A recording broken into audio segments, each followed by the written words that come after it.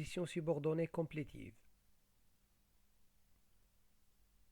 Je trouve que les plages de Gigil sont merveilleuses. Cette phrase est une phrase complexe. Elle contient deux verbes conjugués. Il y a donc deux propositions. Ces deux propositions sont reliées par une conjonction de subordination. Il y a donc une proposition principale et une proposition subordonnée.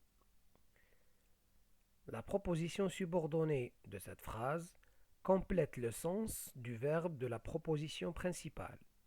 C'est une proposition subordonnée complétive. Elle a la fonction d'un COD.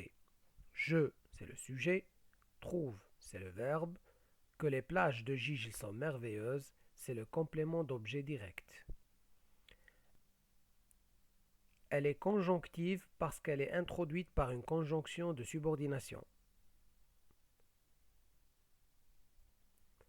Passons maintenant à la conjugaison. Lorsque le verbe de la proposition principale est un verbe d'opinion, comme le verbe trouver, penser, croire, estimer, ou un verbe de déclaration, comme le verbe dire, annoncer, déclarer, etc., le verbe de la proposition subordonnée complétive se conjugue à l'indicatif.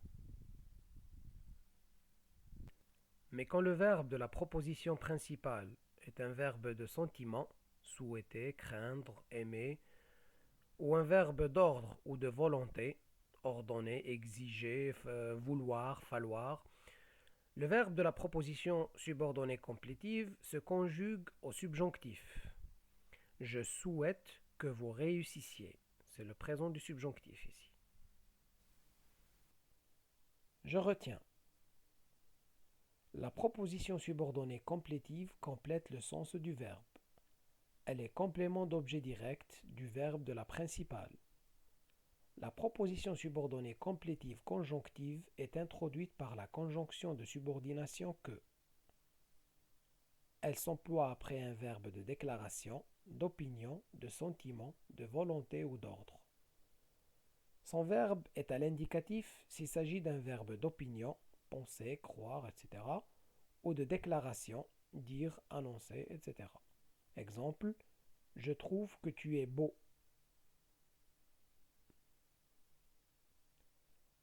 Au subjonctif, s'il s'agit d'un verbe de sentiment, aimer, souhaiter, craindre, d'ordre ou de volonté, vouloir, falloir, exiger, etc.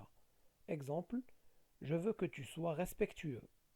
Attention à ne pas confondre que conjonction de subordination placée après un verbe et que pronom relatif placé après un nom. Celui-ci introduit une proposition subordonnée relative qui complète un nom. Exercice. Souligne les propositions subordonnées complétives.